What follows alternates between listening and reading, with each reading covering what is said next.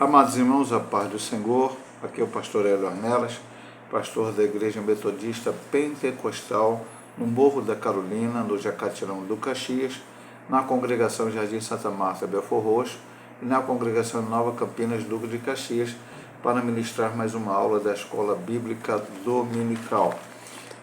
Nós utilizamos lições bíblicas da CPAD, classe de adultos. Estamos no segundo trimestre do ano 2025 e o título desse trimestre é E o Verbo se fez carne, Jesus sob o olhar do apóstolo do amor. Vamos estudar a lição de número 4, Jesus, o pão da vida. O texto áureo nos diz: Eu sou o pão da vida. João 6, 48. A verdade prática nos diz: Jesus é o pão da vida que sacia a fome espiritual de todo ser humano. A leitura bíblica em classe se encontra em João, capítulo 6, do verso 1 ao 14. Depois disso, partiu Jesus para o outro lado do mar da Galileia, que é o de Tiberíades, e grande multidão o seguia porque via os sinais que operava sobre os enfermos. E Jesus subiu ao monte e assentou-se ali com os seus discípulos, e a Páscoa, a festa dos Deus, estava próxima. Então Jesus, levantando os olhos e vendo que uma grande multidão vinha a ter com ele, disse a Filipe: Onde compraremos pão para estes comerem? Mas dizia isso para o experimentar, porque ele bem sabia o que havia de fazer. Filipe respondeu: 200 dinheiros de pão não lhe bastarão para que cada um deles tome um pouco. E um dos seus discípulos, André, irmão de Simão Pedro, disse: Está aqui um rapaz que tem 5 pães de cevada e 2 peixinhos. Mas que é isso para tantos? E disse Jesus: Mandai assentar os homens. E havia muita relva naquele lugar. Assentaram-se, pois, os homens em número de quase 5.000. E Jesus tomou os pães e, havendo dado graças, repartiu-os pelos discípulos, pelo que estavam sentados, igualmente também os peixes, quanto eles queriam. E quando estavam saciados, disse aos de seus discípulos: Recolhei os pedaços que sobejaram, para que nada se perca. Recolheram-no, pois, e encheram 12 cestos de pedaços dos 5 pães de cevada que sobejaram aos que haviam comido. Vendo, pois, aqueles homens o milagre que Jesus tinha feito, diziam: Este é verdadeiramente o profeta que devia vir ao mundo. Vamos para a nossa introdução. O Senhor multiplicou pães e peixes para saciar a fome de uma grande multidão. No entanto, ele notou que as pessoas estavam focadas apenas nas suas necessidades materiais, preocupando-se unicamente em satisfazer a sua fome imediata. A lição desta semana visa demonstrar que somos dependentes de Deus. Essa dependência não se limita às necessidades materiais, mas, acima de tudo, refere-se à nossa necessidade espiritual, que só o pão da vida pode satisfazer plenamente. Então, como temos ensinado aqui, temos procurado tirar lições, estamos dando o Evangelho segundo São João. Então, começamos com a primeira lição, o Verbo se fez carne, e ali uma lição bastante teológica, falando sobre a divindade de Cristo, a sua natureza humana, a sua natureza divina, algo que a gente até já tinha estudado um pouco no trimestre passado com apologética. Na segunda lição, nós vamos ver a necessidade do novo nascimento. E Nicodemos que vem ao encontro de Cristo. Como dissemos naquela lição, não acontece nada por coincidência. Tudo tem a ver com o propósito de Deus. Nicodemos veio ali, Jesus ensinou aquilo que tinha que ensinar, mas aquele ensinamento não era só para Nicodemos, era para os seus discípulos, era para a igreja primitiva, era para a igreja no tempo dos pais da igreja, é para a igreja do século XXI, para que nós possamos aprender. E semana passada vemos agora não alguém vindo ao encontro de Jesus, mas Jesus indo ao encontro de alguém. Era necessário passar por Samaria. Sabemos que ele teria outros caminhos para ir da Judéia para a Galiléia, sem passar por Samaria, mas ele tinha que passar porque ali havia não só uma pessoa, mas uma cidade, um povo necessitado de ouvir a verdade do Evangelho. Aprendemos muitas lições semana passada. Agora, nessa lição, nós vamos ver que basicamente Jesus deu lições para os seus discípulos diretamente, com os fatos que aconteceram aqui relatados no livro de São João, no capítulo 6, e também para aquele povo, aquela grande multidão que o acompanhava, que estava sempre seguindo a Cristo. E esses mesmos ensinamentos servem para nós, que nós vamos agora aqui, em cada ponto, subdivisão da lição, a gente vai poder então aprender. A primeira divisão, né, são 3 divisões, com algumas subdivisões. A primeira divisão é Jesus, a multidão e o milagre da multiplicação. Subdivisão 1, a multiplicação de pães e peixes. O Evangelho de João relata um dos mais impressionantes milagres de Jesus, quando ele conseguiu alimentar quase 5.000 homens com 5 pães e 2 peixinhos. Está aqui, isso no versículo 9 do texto que lemos. A narrativa do milagre dos pães e peixes está presente nos 4 evangelhos, porque também ela se encontra relatada em Mateus 14, 13 e 21, Marcos 6, 32 e 44 e Lucas 9, do 10 ao 17. Vamos apenas dar uma pequena olhada aqui, né? A gente sempre fala que é um estudo bíblico, a gente acredita na Bíblia, sabemos que o autor está citando corretamente, e o que a gente vai ver aqui em Mateus capítulo 14 e 13 é a primeira multiplicação dos pães e peixes, porque sabemos que Jesus fez 2 vezes o mesmo milagre, em 2 momentos diferentes do seu ministério. João, assim como os outros evangelistas, relatam essa primeira, mas João só relata a primeira. No capítulo 6, versículo 1, João começa com a expressão depois disso. Essa frase refere-se aos acontecimentos que se seguiram às palavras de Jesus dirigidas aos judeus em Jerusalém durante a provável festa da Páscoa mencionada no capítulo 5. Então, como é o Evangelho de São João, é bom até a gente sempre estar aqui com a Bíblia aberta. Aleluia! Então, vamos só recapitular mais uma vez as lições. Nós já estudamos o capítulo 1 na primeira lição. Aquele início, aquele prólogo do capítulo 1. Depois a gente pula para o capítulo 3, o encontro com Nicodemos. Capítulo 4, a mulher samaritana. E agora, capítulo 6, Jesus, o pão da vida. Então, o capítulo 5 não foi discutido aqui, não foi colocado aqui. Então, nesse capítulo 5, Jesus cura um paralítico em Betesda. Depois, Jesus se declara filho de Deus igual ao Pai. E aí vem, começando, depois disso, ou depois desses acontecimentos, como está na minha tradução, ou seja, naquela festa onde Jesus está, a provável festa da Páscoa, aí tem discussão, não vamos entrar no mérito, que a festa da Páscoa, não. Jesus já estava ali, no capítulo 5, numa determinada festa, fez as declarações que ele fez, e logo depois dessas declarações, dessas palavras, como ele diz aqui, dirigida aos judeus, vem o início do capítulo 6, quando João declara que ele multiplicou os pães e os peixes.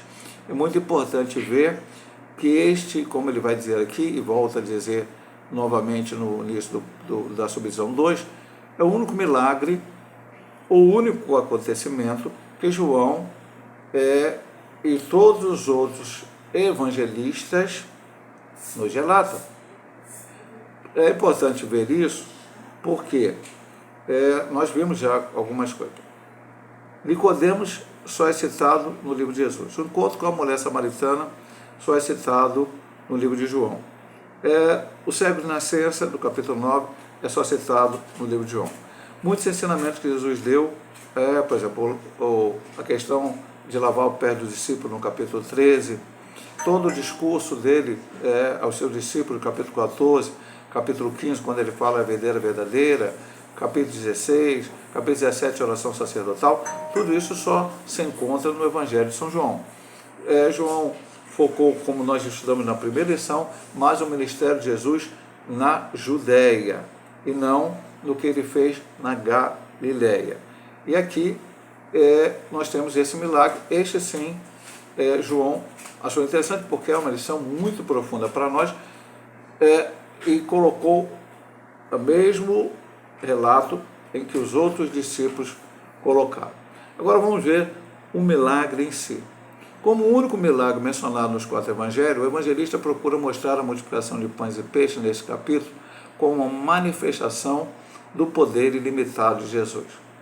Por essa razão, ele destaca a imagem de Jesus ao alimentar uma imensa multidão composta por homens, mulheres, jovens e crianças que o seguiam. Na sua narrativa, João revela o poder criador e divino que é capaz de trazer à existência aquilo que anteriormente não existia. Versos 11 a 13. Eu vou repetir apenas, nós lemos agora na leitura bíblica em classe, para o irmão poder entender a ideia. E Jesus, tomando os pães e havendo dado graça, repartiu pelos discípulos, e os discípulos que estavam, e havia subsequentemente. Podemos já comentar que 5 pães e 2 peixes talvez não pudessem certamente saciar a fome, já pelo tempo que aquela multidão estava ali com Cristo, nem 2 daquele rapaz que era o portador.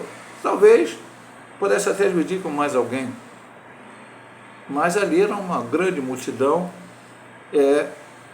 quase que imensurável saber quantas pessoas tinham ali. Aí cada um faz um cálculo. Eu não vou chegar aqui para dizer, eram 10 mil, eram 5 mil, eram... O próprio texto de João não nos fala a quantidade. Então, se a gente for ver aqui, você não vai ver uma narrativa, numa grande multidão que eu seguia, porque o cenário operava, subiu a monte, aquela coisa toda, e aí veio o milagre. Depois que Jesus ensinou, o lugar a ermo, ficou difícil, e agora, como é que vai fazer para alimentar essas pessoas? Então ele trouxe à existência aquilo que anteriormente não existia. Ele diz assim o milagre da multiplicação de pães e peixes distingue dos milagres de cura de outros tipos. Sim, embora a gente possa dizer que Jesus, curando um cego de nascença, ele trouxe a vida novamente a essa pessoa, porque ela estava praticamente morta dentro daquela situação de mendigar, de não ter condição, o leproso que era afastado da sociedade, o paralítico também, todas as pessoas que tinham doenças gravíssimas, elas ficavam afastadas da sociedade. Então ele trouxe a vida, mas ali aquelas pessoas existiam, aquelas pessoas já estavam ali, o que elas precisavam era da cura. Esse milagre distingue, aí não estamos dizendo que é maior ou menor, nem o autor está querendo dizer isso, ele está apenas dizendo que do nada ou de pouco ele fez muito. E essa lição, embora ele não chegue a comentar, o que ele vai comentar realmente, e o mais importante aspecto da lição não é o alimento material, é o alimento espiritual, porque depois aquele povo foi atrás do alimento material, como vamos ver nos próximos tópicos, e Jesus então deu o ensinamento, mas naquele momento era necessário o alimento material. E Jesus ainda hoje pode multiplicar. Eu conheço alguns testemunhos que já li em livros, já ouvi. Eu sempre cito na igreja, cito aqui às vezes nos vídeos que eu faço, que uma das pessoas na igreja metodista pentecostal que eu tive assim uma grande influência, eu vi muitos exemplos nessa pessoa e tento segui-los. Embora já disse aqui que o nosso maior exemplo é Cristo, temos que seguir a Ele. Mas há pessoas que passam pela nossa vida que nos dão um grande exemplo. E eu falo sempre dele, o falecido, saudoso, querido presbítero Manuel de Souza. Ele já faleceu há muitos anos mesmo. Na verdade, ele faleceu antes de eu ser me tornado pastor. Então ele nem chegou a ver eu como pastor, mas nós trabalhamos juntos em Caxias, tivemos ele sendo presbítero, eu apenas membro da igreja, e depois em Parque Muíza também. E certa vez ele conta que ele foi casado, depois a esposa separou dele, largou ele, não foi uma coisa dele, foi da esposa. Ele, então, tinha três filhos homens, né? E em determinado momento da vida dele, quando ele passou uma situação um pouco difícil financeiramente, Deus fez com que 1 quilo de feijão pudesse a família dele comer durante um mês. Aí alguém vai falar assim, ele comeu um pouquinho. Não, ele falou que era normal cozinhar o feijão, fez o feijão e aquele feijão foi rendendo. E não é o único testemunho que já ouvi, já li em livros, que não vou citar aqui outros, que Deus multiplicou. Talvez você também já tenha visto algum testemunho deste fato.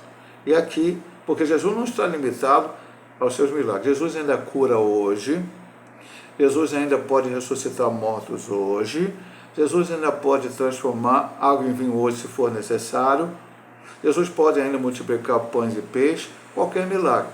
Talvez eu multiplicar o pão e peixe na tua vida não seja exatamente pão e peixe, mas pode ser como foi na vida do falecido presbítero Manuel Souza e a sua família, 1 quilo de feijão. Na tua casa pode ser a compra do mês, que você fez e ao final do mês parece que ela vai acabar, mas Deus faz com que ela dure mais um pouco para que você possa ter o seu sustento. Deus pode fazer qualquer milagre, Deus pode usar qualquer pessoa para que isso aconteça. Então, neste ponto, a parte principal que eu destaco aqui poder trazer à tona, né? Trazer aquilo que não existe. Milagre capaz de trazer à existência aquilo que anteriormente não existia. E esta é a suma do milagre da multiplicação dos pães e peixes. E também mostrar o poder ilimitado da pessoa do Senhor Jesus Cristo. Veja que no capítulo 5 ele tinha afirmado que ele era igual ao Pai, e os judeus não aceitavam isso. E aqui ele mostrou na prática, para que toda aquela multidão pudesse ver do seu poder. Qual é o interesse da multidão? Então vamos lá. Jesus percebeu que a multidão o seguia devido aos milagres e curas que realizava, mas não para escutar a sua mensagem. Em Jerusalém, os líderes religiosos judeus não apenas rejeitavam-no como Messias, como também procuravam a sua morte. Ao deixar Jerusalém, o Senhor desejou afastar-se para estar sós com os discípulos, mas a presença da multidão frustrou este desejo. Então ele cita isso no versículo 2. Então vamos... Eu estou com a Bíblia aberta para não ter que ficar voltando ali para o texto bíblico da lição, básico da lição, leitura em classe, que era exatamente isso que ele está citando. Depois disso, partiu Jesus para o outro lado, Mar da Galileia, que é o de Tiberíades, e grande multidão seguia porque viu os sinais que operavam sobre os enfermos. Jesus seguiu com os seus discípulos. Jesus não convidou aquela multidão para vir atrás dele, mas eles acabaram indo, como nós vamos ver no relato de Mateus, no relato dos outros evangelistas. Ele notou que as pessoas não estavam interessadas em ouvir a sua palavra como filho de Deus. No dia seguinte, encontrou novamente a multidão que queria mais pão e confrontou-a a mostrar que buscava apenas alimento material, ignorando o verdadeiro pão do céu para as suas almas. A situação não é muito diferente hoje, em dia, quando muitos se apressam atrás de milagres, mas poucos demonstram interesse pela palavra de Deus. De fato, nosso Senhor compreende as necessidades humanas, mas Ele sabe que não são os grandes milagres que resolverão os problemas das pessoas, pois é preciso algo mais profundo para alimentar as almas. Meu amado irmão, esse ponto aqui nós ficaríamos muito tempo falando, mas vamos ver o versículo 27. Trabalhai não pela comida que perece, mas pela comida que permanece, para a vida eterna, a qual o Filho do Homem vos dará, porque é este o Pai, Deus o selou. Pastor, mais uma vez falando, não é importante alimentar as pessoas? Sim, meu amado irmão. A Igreja Metodista Pentecostal como a maioria ou a totalidade das igrejas sérias, ela tem um trabalho de assistência social, visando primeiro os membros da igreja que passam necessidades. A igreja metodista, eu vou falar da minha igreja, da igreja que eu pastoreio, porque é o que eu sei. Eu não posso falar da igreja X, da igreja Y, porque eu não sei como funciona lá, porque não estou lá. Mas nós temos uma junta diaconal, que ela tem algumas fontes de arrecadação dentro da igreja, e a partir deste arrecadação, então, a necessidade de ajudar irmãos. Então, ultimamente não temos tido muitas situações de ajuda, mas quando temos, o fazemos. Mas já tivemos um momento em que o irmão precisou de cadeira de roda, porque estava com derrame em cima de uma cama. O irmão precisou de colchão casca ou caixa de ovo, porque estava ali na cama e ia ter problema de feridas. E outras situações assim, em que pessoas passaram. Alguns que tiveram seus parentes, morreram de repente, precisavam de uma ajuda para o enterro naquele momento, embora a política, aqueles que podem devolver, que devolvam, para que sempre tenha um caixa e possa auxiliar todos na igreja de forma igualitária. Então, é a parte material. Essa parte também é pensada. Mas aqui ele está falando uma coisa: as pessoas, hoje em dia, e isso é claro, meu amado irmão, estão procurando os milagres de Jesus. Pastor, os milagres de Jesus não são importantes? São. Cura, tudo que Jesus pode fazer é importantíssimo. Mas esses sinais seguirão os que crerem. É isso que está lá na grande comissão. Os sinais não tem que vir antes. Primeiro você crê. Os sinais nos ajudam, o que a gente fala, batiam com o Espírito Santo, a mola propulsora de dar coragem ao crente para pregar o Evangelho, e os dons espirituais são ferramentas ao qual Deus nos dá para que, concomitantemente com a pregação do Evangelho, possa atrair almas para Jesus. Mas as almas não podem ser atraídas pela situação, elas têm que ser atraídas pela mensagem. Então, o que aquele povo queria? Eles queriam os milagres de Jesus, mas o seu ensinamento não. E hoje, muitas vezes está isso, as pessoas estão procurando um Cristo que cura, que faz milagres, mas o ensinamento dele, a palavra dele, aí voltamos à lição de Nicodemos, é necessário nascer de novo. Voltamos à lição da mulher samaritana, a qual Jesus encontra com ela e começa a conversar com ela, pede água, e ali começa um debate, uma conversa, não um debate, mas uma conversa, qual lugar que deve adorar, até que entra na questão da vida particular dela, aonde Jesus mostra que ela está vivendo em pecado. Ela entende que Jesus é o Messias, vai até a sua cidade, traz as pessoas dali e praticamente toda aquela cidade se converte. Então, veja bem, meu amado irmão, é necessário mudança de vida, de arrependimento e transformação. E isso não virá pelos milagres, isso virá pela pregação. Então eu volto aqui no final da lição. A situação, Jesus confrontou no versículo 27 que acabamos de ler. O povo, vocês estão procurando pão. Esse pão sacia na hora. Porque, veja bem, meu amado irmão, vamos lá. Eu vou contar uma situação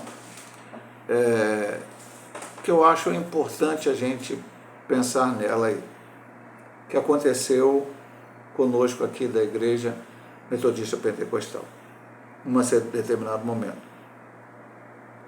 Nós fomos, eu, minha esposa, mais um pastor que estava aqui no Rio com a esposa dele, que não pertence mais à nossa denominação, mas a minha prima, que também não é mais da nossa denominação, mas na época liderava os juvenis, fazia um passeio com os juvenis aqui da Boa Vista. Quando chegamos ali, antes de passearmos, nós fizemos um piniculto, cantamos, nós levamos o violão, cantamos e tal, acho que algum deles deu alguma palavra rápida, e algumas pessoas se aproximaram de nós. Depois nós lanchamos, e como vimos que as pessoas estavam ali, talvez com uma dificuldade, demos o lanche, e daí apareceu uma pessoa, a qual descobrimos que essa pessoa estava num albergue, porque tinha sido abandonado a família, por causa de droga e tal. Essa pessoa acabou tendo uma oportunidade de ir para 2 centros de recuperação. Primeiro foi para um, não deu certo, foi para outro, infelizmente não deu certo, não sei hoje como ele está, mas ali a palavra foi entregue. Porque se a gente dá o pão para aquela pessoa, toma o pão aqui, está aqui o pão material, ele vai comer naquela hora e no dia seguinte ele vai ter fome de novo.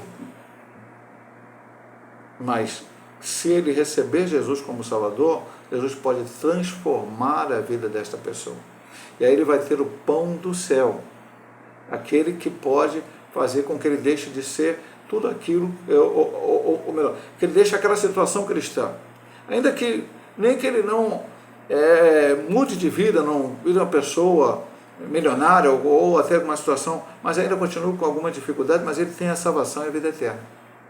Hoje se prega, como ele diz aqui, a situação não é muito diferente hoje em dia, quando muitos se apressam atrás de milagres e pouco demonstram interesse pela palavra de Deus. Muitas igrejas hoje não têm mais escola bíblica dominical e nem cursos de ensinamento, e os crentes já não querem saber de nem ler a Bíblia. Não, meu amado irmão, precisamos buscar primeiro o reino de Deus, e tudo demais será acrescentado. E quem está dizendo isso não é o pastor Hélio, mas foi o próprio Senhor Jesus Cristo no Sermão da Montanha. Buscar primeiro o reino de Deus e as demais coisas os serão acrescentadas. Vamos dizer, não vamos tratar das pessoas com dificuldade? Vamos, mas temos que também dar a palavra para elas. Vamos para a segunda subdivisão. Jesus desafia a fé dos discípulos.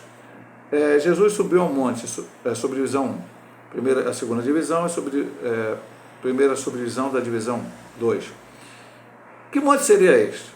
Não existe uma designação específica para a localidade deste monte, tal como em toda a região montanhosa havia algumas elevações de terreno que, embora não fossem particularmente altas, podiam servir como local adequado para Jesus se dirigir aos seus discípulos e à multidão. Assim ele subiu ao monte, sentou-se com os seus discípulos.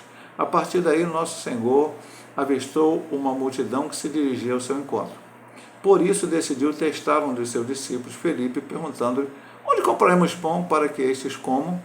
Todo o relacionamento de Jesus com seus discípulos estava sempre fundamentado em ensinamento. Então veja bem, meu amado irmão, no capítulo 3, Nicodemos vai ao seu encontro e ele ensina. No capítulo 4, Jesus vai ao encontro da mulher samaritana e a ensina e fala da palavra para ela, e depois até as pessoas da cidade dela vão ao seu encontro. E aqui Jesus sobe a um monte, que não sabemos qual é o monte, não adianta ficar monte tal, adivinhar, não. Uma elevação, pregou, a multidão ouviu, só que agora Jesus ali, João nos destaca isto, João é o único que fala sobre esta situação, não há esse detalhe nos outros evangelhos. Então ele vai a Filipe e diz a Filipe: onde compraremos pão para que este coma? Qual o objetivo de Jesus? Pastor, Jesus não sabia que ele tinha 5 pães, 2 peixinhos, não sabia coisa. Não, Jesus, na sua presciência, estava aqui na terra, ele sabia, ele é 100% homem, 100% Deus, ele sabia o que ele ia fazer. Mas por que essa pergunta? Essa pergunta é para chamar a atenção de Filipe e de nós hoje. Não é só de Filipe. Veja o final aqui. Todo o relacionamento de Jesus com seus discípulos estava sempre fundamentado em um ensinamento. E não é diferente comigo hoje. As coisas que acontecem na minha vida que o Senhor permite que aconteçam para ensinamento. Tanto aquelas onde, humanamente falando, eu acho positivas, como aquelas que humanamente eu acho negativas. Mas todas, Deus tem um ensinamento para me dar e eu preciso aprender. Vamos aprender uma coisa aqui dentro já dessa lição. Vamos lá. Daqui a pouco a gente vai ver aqui, na sequência, que um jovem tinha 5 pães e 2 peixinhos. A gente foca na multiplicação. Jesus multiplicou, foi um grande milagre, mas Jesus multiplicou algo que foi dado por alguém. Alguém abriu mão de algo, entregou. Não era Jesus que estava trazendo os 5 pães e 2 peixinhos, era um jovem que ali estava, que depois André falou isso, irmão de Pedro, e aí esse jovem, ele só falou, tem um jovem aqui que tem. Mas este jovem foi convencido, assim, dá aqui, que Jesus vai orar, ele pediu. Não se sabe que, se na hora ele não diz, Jesus pediu entrega para ele, que ele vai multiplicar, não se sabe. Mas Jesus mandou ali que pegasse, veio até ele, ele multiplicou. Então muitas vezes a gente não quer dar nada para Deus e quer cobrar de Deus que ele faça algo para nós. Jesus mandou perguntar para ele, o que a gente faz agora?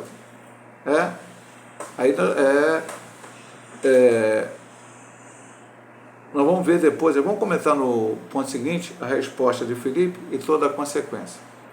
O desafio para os discípulos, a segunda subdivisão. O Senhor utilizou a situação de uma multidão necessária para transmitir aos seus discípulos uma valiosa lição. Neste momento, os discípulos compreenderiam que muitos dos desafios da missão evangélica não podem ser superados apenas com esforço humano. O discípulo Filipe foi colocado à prova por Jesus para enfrentar a dificuldade de alimentar essa multidão faminta. Está no versículo 7 a 10. Eu acabei aqui falando que a Bíblia estava aberta, mas eu acabei fechando. Filipe respondeu, 200 dinheiros de pão não lhe bastarão para que cada um tome um pouco. Aí aparece André, irmão de Simão Pedro, e disse, está aqui um rapaz que tem 5 pães de cevada e 2 peixinhos, mas que é isso para tantos?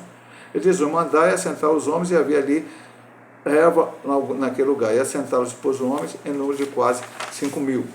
Então, eu falei da quantidade lá no início, 5.000 homens.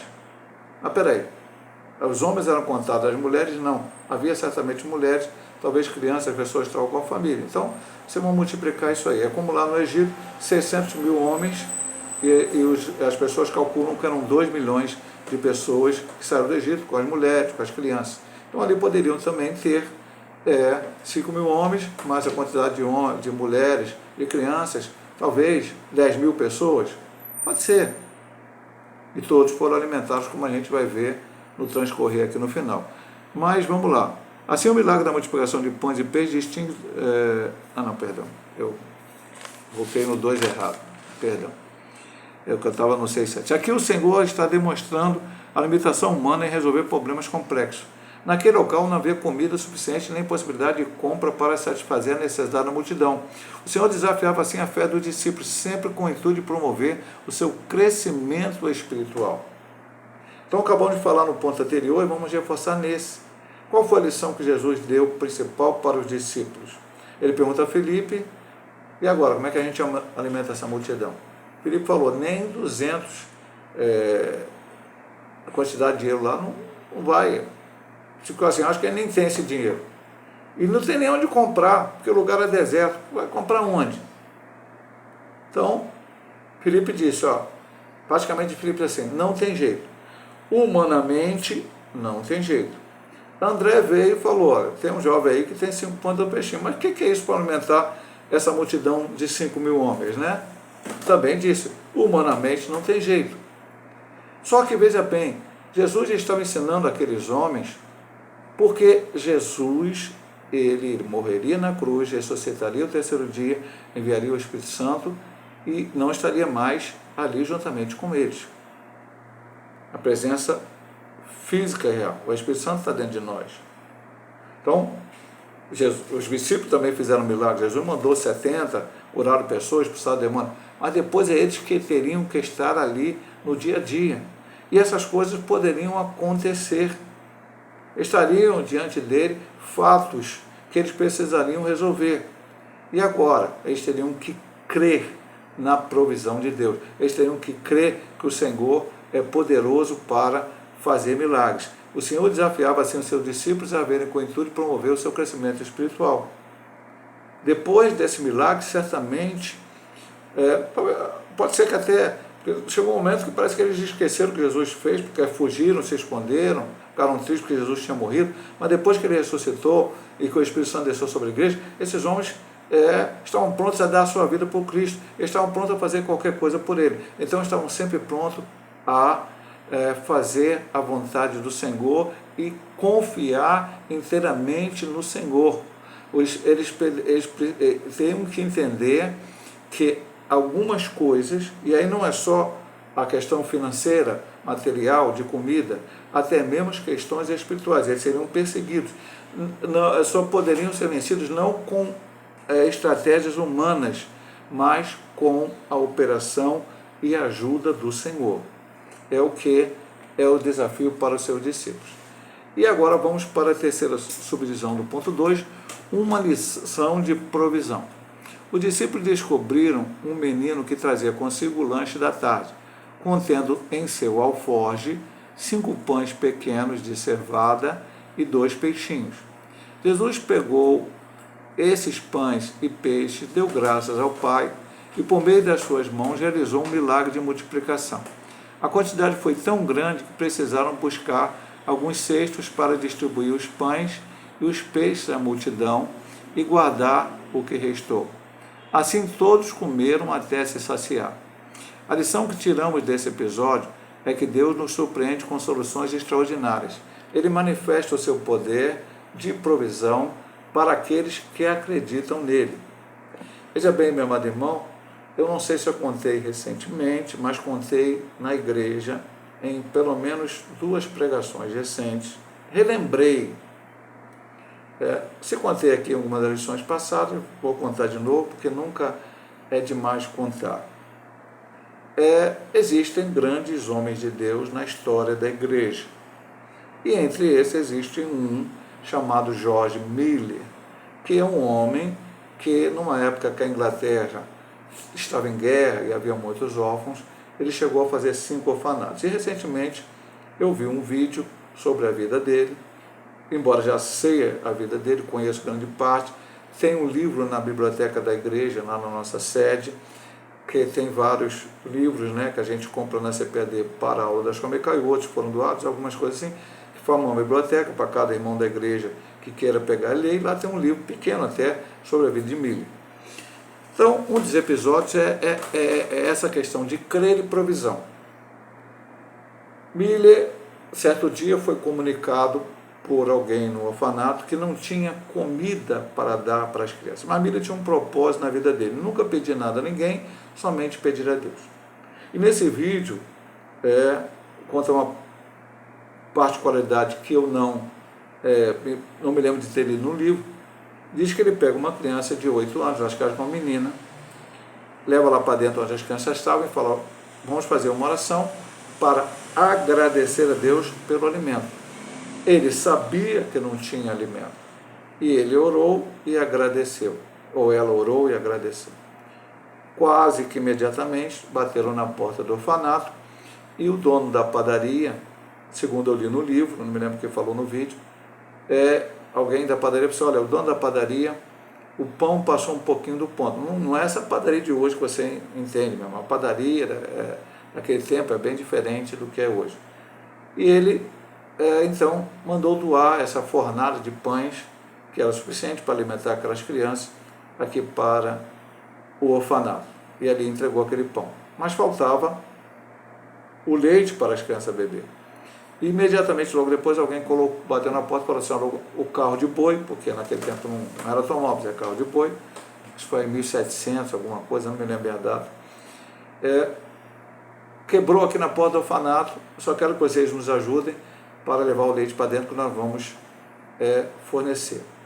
Eu vi um livro da vida de Hudson Taylor, um filme, que é minha esposa, tem DVD na época, mas eu acho que ele existe no YouTube, em que, certa vez, a mulher dele, ele foi para a China, foi para o interior da China, e a sua esposa falou para ele: olha, ele tomava conta do hospital, falou: não tem mais o arroz para dar aos funcionários amanhã.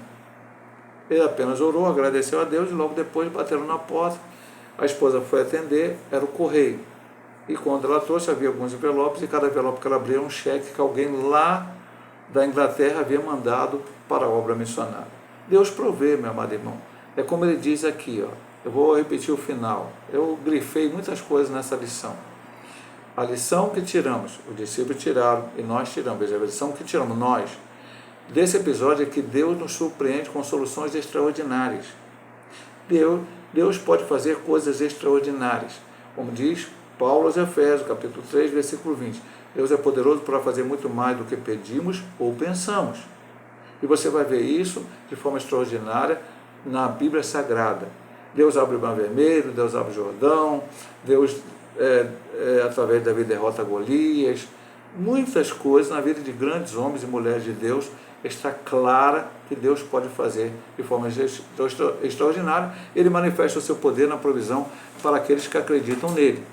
Mas para que você receba um milagre, para que a coisa aconteça, é principal que você creia. Veja bem, meu amado irmão, qual o maior milagre realizado por Jesus? A ressurreição dele. Foi maior do que mortos, os outros mortos que ele ressuscitou, foi maior do que ter curado o cego de nascença, foi a sua ressurreição. E Tomé não acreditou, porque Tomé, eu brinco sempre, é como se fosse uma brincadeira, mas é uma lição também. Tomé faltou o culto. Tem crente que não liga, hoje eu não estou afim de ir na igreja não, eu estou cansado, hoje eu estou isso, eu estou aquilo, e não vai para a igreja. Naquele dia, naquele culto, Deus tem uma mensagem específica para falar. Não digo que é específico para falar, usar um profeta para falar com qualquer irmão, não. Vai do louvor, vai do canto, vai da pregação, do testemunho. E você não foi à igreja, você não ouviu aquilo que Deus queria falar com você. Então também faltou o culto, Jesus apareceu, os discípulos viram Jesus, os 10, Tomé era o 11º, porque Judas não estava mais, já tinha traído a Jesus e se matado. Então, quando os homens aparecem, Jesus apareceu, ele ressuscitou, só acredite se vê a mão furada, o lado e tal. Uma semana depois Jesus volta, Tomé está presente, ele vai direto a Tomé e diz para Tomé, aqui, olha aqui, aí apresentou ele, a mão furada e tal. E Tomé falou, Senhor meu e Deus meu. Jesus falou assim, Tomé, porque viste e crês, bem-aventurados que não viram e creram. Então, a fé no milagre, ela tem que vir antes, não é um milagre acontecer para depois você crer que Jesus é poderoso. Até porque estudamos na semana passada. Nós temos que crer no Senhor Jesus pelo que Ele é e pelo que Ele faz. Então o vem primeiro e o faz vem depois. Ok? É isso que temos aprendido na lição passada. Então o jovem ofereceu, como falamos na outra subdivisão, ele ofereceu, ele deu, ele entregou aquilo que ele tinha e Deus multiplicou. Senhor, às vezes quer usar o que você tem, meu amado irmão. Que é teu. Moisés, quando o Senhor chamou ele lá para mostrar a ele que Senhor era que ia comandar, falou, o que você tem na tua mão? Tem uma vara, joga no chão. A vara virou uma cobra, Moisés fugia dela, pegou pela cauda, virou a vara de novo. E com aquela vara, Moisés foi ali, apontava, veio as pragas. Não era Moisés que tinha poder nenhum, era o Senhor. Alguns teólogos entendem que aquela vara era símbolo do Espírito Santo, e foi aquela vara que ele apontou para o Mar Vermelho e se abriu. Então, o que você tem na mão? Aquela vara ele usava para cuidar das ovelhas, e agora o Senhor pegou aquilo para utilizar para a sua obra. Então, veja que tudo vem de Deus, e é Ele que nos dá, e é Ele que nos ajuda até mesmo com aquilo que Ele nos dá. E outra coisa importante aqui, que eu já ia fugir desse ponto, mas é importante. Jesus ainda pegou o pão e deu graças a Deus. Ele podia simplesmente fazer um milagre, chegar aqui, putifica. Mas ele pegou aqueles pouco que ele tinha ali, aos olhos humanos, e deu graças a Deus. Agradeça a Deus pelo aquilo que Deus tem te dado. Pode ser pouco, para você pode não ser nada, mas é aquilo que Deus te deu. E Ele tem poder para fazer multiplicar. E se fizer multiplicar na tua vida, não é para a tua vida somente. Eu sempre digo para os irmãos, a bênção na nossa vida, há muito tempo eu não digo isso na igreja e nem aqui em vídeo, mas eu vou dizer hoje. Na minha concepção de ver, a bênção só será completa na minha vida se abençoar outras pessoas também. Nada dessa bênção é para mim, para o meu proveito, só para mim, eu que tenho, não. Deus te abençoa, seja em qualquer área da tua vida, para abençoar outros. Deus me curou de uma doença incurável. A bênção é só para mim, não, a bênção é para você. E quando você testemunha que Jesus fez na tua vida, outros aceitam a Cristo como Salvador e assim por diante. Vamos para o ponto 3. Jesus, o pão que desceu do céu. E agora nós vamos sair do milagre e vamos entrar no ensinamento final que Jesus deu a eles por causa daquele problema deles estarem atrás da comida material. Qual o real interesse da multidão? Nós já vimos aqui atrás, meu amado irmão, um ponto que acho que aqui no início, né? Vamos lá. Qual era o interesse da multidão? Ponto 3. E agora ele bota qual o real interesse da multidão, porque ele vai voltar a tocar no assunto. No dia seguinte ao milagre da multiplicação dos pães e peixes, a multidão que havia participado buscava Jesus na região de Cafarnaum, conforme indicado em João 6:22 e 6:24. Ao encontrá-la, Jesus transmitiu uma mensagem clara e disse: na verdade, vos digo que me buscais não pelos sinais que vistes, mas porque comeste do pão e vos saciastes. No versículo 26.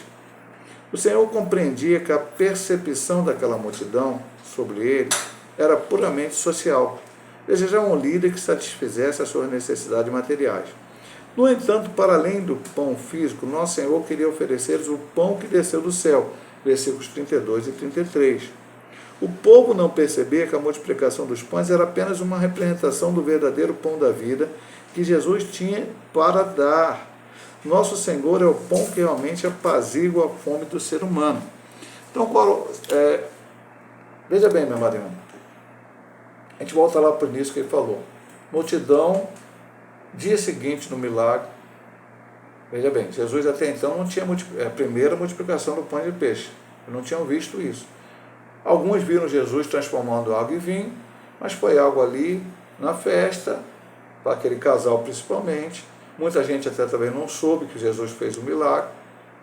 Viu Jesus curar pessoas, mas agora ele pegou e satisfez 5.000 homens, e sabe-se lá quantas mais pessoas tinham ali, que chegaram ali, ouviram Jesus, estavam com fome, não tinham o que comer, não tinham para onde ir naquele momento e foram satisfeitas.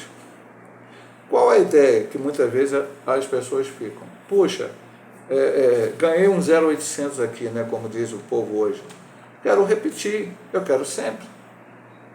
Eu quero de novo, eu quero outra vez.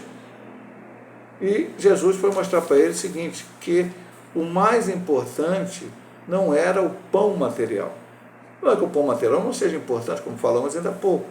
Há pessoas que passam necessidade e a igreja, na medida do possível, ela procura ajudar essas pessoas.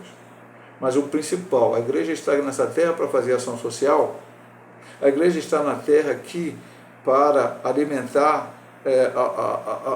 a fome material da humanidade? Não. A principal função da igreja aqui na terra é alimentar a alma do homem. A principal função da igreja aqui na terra é pregar o evangelho de nosso Senhor Jesus Cristo. Jesus tinha deixado claro para os seus discípulos isto, e agora ele quer deixar para a multidão. Ele podia fazer um milagre, e agora a lição para a multidão: não tem que correr atrás da bênção material, tem que correr atrás da parte espiritual.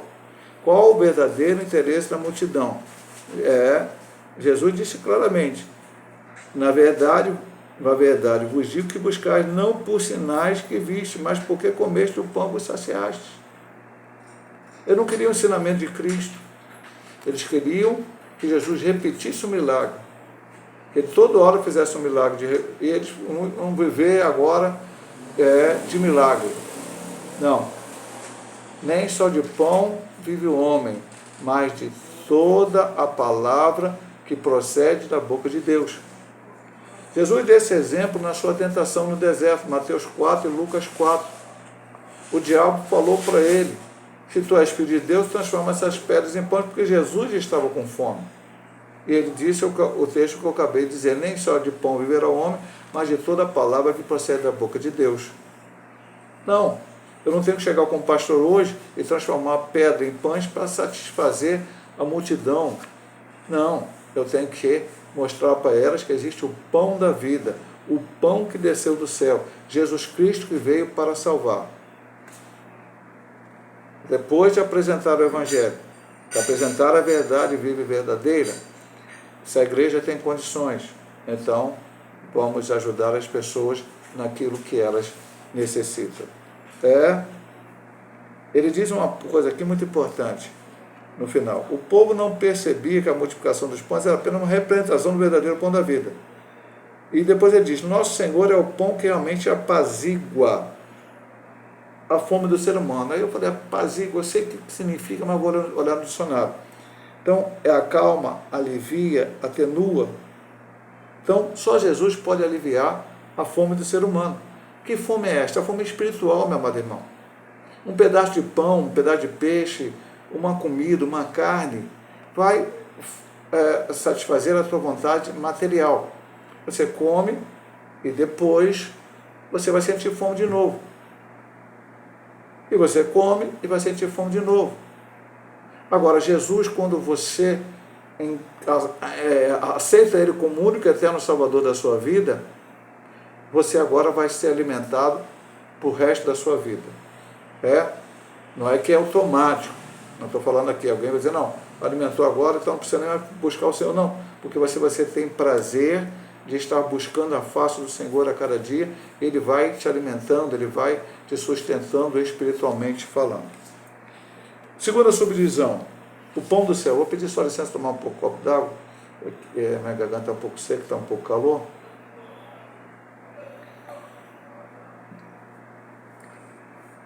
Pão do céu. Não é preciso debater a respeito da identidade do pão do céu, pois trata-se do próprio Jesus. Nosso Senhor confirma a sua identidade divina quando diz, eu sou. Há pelo menos 7 declarações somente no Evangelho de João que autenticam essa identidade divina. Alguns colocam algumas outras, mas, por exemplo, alguém coloca quando Jesus, anteriormente a esse milagre, Jesus sobe ao monte, depois os discípulos vão para Cafarnaum, existe aquela tempestade, Jesus fala, pensa que eu sou eu. Então alguém já coloca ali como também Jesus estava se afirmando ser. Mas vamos ficar com o autor aqui. Em capítulo 6, 35, ele diz, eu sou o pão da vida, que é a afirmação que estamos estudando. Em 8, 12 e 9, 5, ele diz que é a luz do mundo. Em 10, 7 e 9, ele diz que é a porta das ovelhas. Ainda em 10, 11 e 14, ele diz que é o bom pastor. Em 11, 25, a ressurreição, a vida. 14, 6, o caminho, a verdade e a vida. E 15, 1 e 5, a videira verdadeira. Há uma comparação no versículo 32 entre o maná na peregrinação de Israel no deserto, sob a liderança de Moisés, com o verdadeiro pão que desce do céu. Ou seja, o próprio Cristo, nosso Senhor, que afirma que quem se alimentar desse pão viverá para sempre. O maná, eles achavam maná, maná foi algo transitório. O que era o maná? Era o povo estava no deserto, não tinha do que se alimentar, não tinha animais, e tal, aquela coisa toda, eles passaram a cada desobediência 40 anos no deserto. Então o Senhor mandou maná, parecia semente de coentro, tal. Todo dia, durante 6 dias, o Senhor mandava. No 6º dia, o Senhor mandava em dobro, porque o 7º dia era dia de descanso para o judeu. Então, eles colhiam em dobro e tal. E o dia que eles entraram e começaram a possuir a terra, o maná cessou, porque era para aquele tempo. O maná era um tipo de Cristo. Só que Cristo não veio saciar por um tempo a nossa fome espiritual. Ele é aquele que realmente sacia, porque ele afirmou aqui, eu sou o que eu sou. Quando Moisés foi encontrar, o Senhor falou para ele encontrar com o faraó, falou, o que eu vou fazer para o faraó? Quem me mandou? Ele disse, eu sou. Eu sou a identificação do Deus Todo-Poderoso. Jesus, como aprendemos nas aulas de apologética, ele é Deus. E aqui ele estava também como Deus, 100% homem, 100% Deus. Então ele disse, eu sou, eu sou, eu sou, eu sou, eu sou. Disse para eles, antes que Abraão existisse, eu sou. Então ele disse várias vezes sobre isto e depois essa comparação com o maná. Jesus é aquele que pode, diz assim, aquele que comer, que alimentar deste pão, viverá para sempre. E aí nós vamos para a última parte, que é o comer este pão. Jesus é o pão da vida. Jesus não é aquele pão que ele multiplicou, que alimenta só o corpo. Jesus também, o maná era apenas explicava Cristo. Mas quem é o pão? Ou melhor, o que é comer o pão? Vamos lá, observamos uma mudança nas palavras de Jesus ao passar de pão vivo que desceu do céu para o pão que eu der é a minha carne. Mais tarde o apóstolo Paulo fez uma associação simbólica entre o pão da ceia do Senhor e a carne de Jesus, afirmando, isto é o meu corpo e isto é o meu sangue. De forma evidente, ao mencionar a partilha da sua carne, o nosso Senhor refere-se à sua morte na cruz, onde oferece a sua vida em prol dos pecadores que se arrependem e creem no Evangelho, proporcionando-lhes salvação e vida eterna. Houve algumas interpretações erradas pela igreja. A Igreja Católica Apostólica Romana, que ainda hoje defende essa ideia, ela cria na transubstanciação. Quando você comia o que eles chamam de Eucaristia, que nós chamamos de ceia do Senhor, quando você, não estou nem comparando uma com a outra, apenas o simbolismo para você entender. Alguém pode ver esse vídeo e até ser católico romano. Então, transubstanciação. O pão e o vinho se transformam. Quando você comendo, literalmente o corpo de Cristo. Porque Cristo disse, eles interpretaram dessa maneira, quem comer a minha carne e beber o meu sangue. Então, quando você come o pão da ceia e o vinho da ceia, você está comendo literalmente o corpo de Cristo e bebendo o seu sangue. Lutero, quando veio, não concordou com essa doutrina e entrou com a consubstanciação. Está ao lado. Quando você come, o corpo de Cristo está ao lado ali e o vinho da mesma forma, como fosse o sangue. A igreja depois chegou à seguinte conclusão, e é essa que as igrejas protestantes, em sua maioria, exceto a igreja luterana, que teve a consubstanciação Lutero, entende que a ceia em memória, não comer o pão aqui do céu, não é tomar a Santa Ceia. Até porque, entre muitas outras explicações, muitas pessoas comem a Santa Ceia, tomam a Santa Ceia e não comeram o pão do céu. Há igrejas hoje que dão Santa Ceia para qualquer uma pessoa que está dentro do seu templo. Entrou no templo, assistiu o culto, é ceia, hoje você pode tomar. Nós não concordamos com esse tipo de ceia, que é a ceia ultra liberal, não concordamos. A nossa ceia, teologicamente falando, é a liberal. Liberal em que sentido, pastor? Nós somos metodistas pentecostal, mas um irmão batista, presbiteriano, Nova Vida, Maná, qualquer igreja séria, entrar na nossa igreja no dia da ceia, quiser participar, ontem em Nova Campinas eu ministrei a ceia, e 2 pessoas que não são membros da igreja metodista pentecostal participaram da ceia conosco. Uma da Assembleia de Deus, a outra, eu não sei exatamente de onde mas ela é esposa, era cristã, a gente sabe disso, era esposa no ex-diácono da nossa igreja, e ali participou da ceia conosco. Então, só pode participar da ceia aquele que discerne o corpo do Senhor. Perfeito? Então, tem que ser um salvo, remido e lavado no Santo Cordeiro, mas não é comer o pão, tomar a ceia. Ele dá a explicação no final aqui. De forma evidente, ao mencionar a partilha da sua carne, nosso Senhor refere-se à sua morte na cruz, onde oferece a sua vida em prol dos pecadores que se arrependem e creem no Evangelho, proporcionando salvação e vida eterna.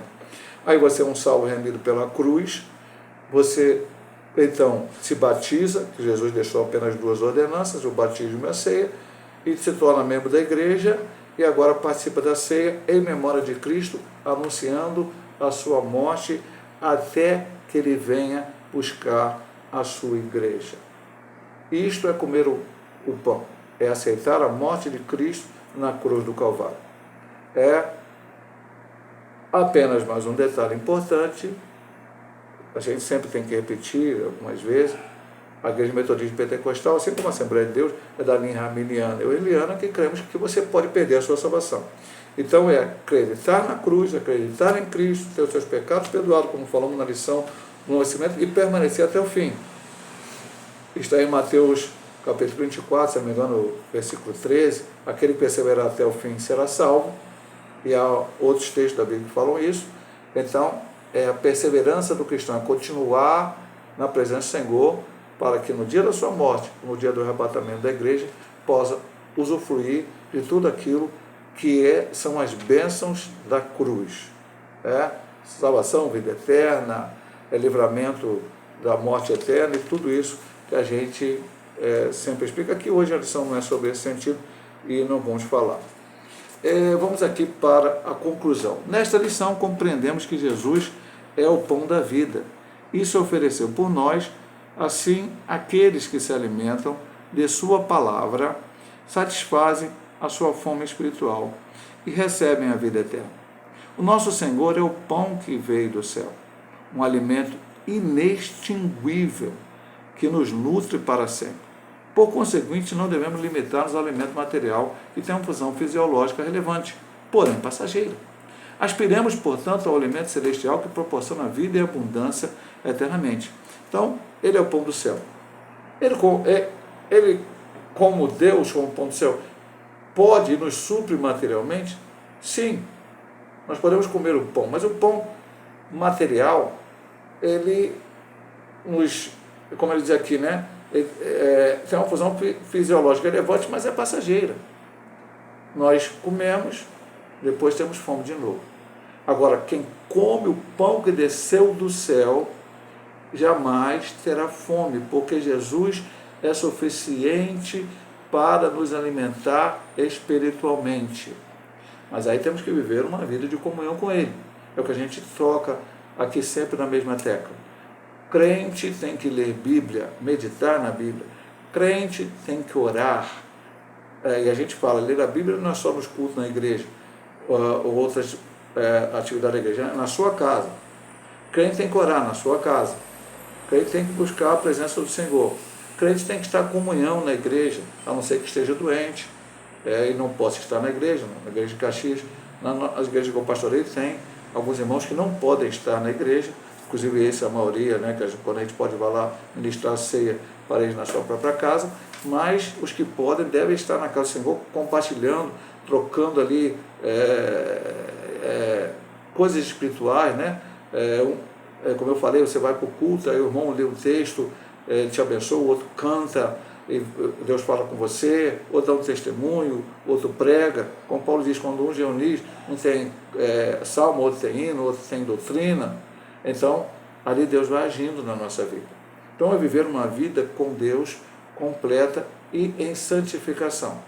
Aí você está alimentado pelo pão do céu. Ele termina dizendo, aspiremos, portanto, ao alimento celestial que proporciona vida em abundância. Jesus disse, eu vou dar vida a vós e vida em abundância. Louvado seja o nome do Senhor.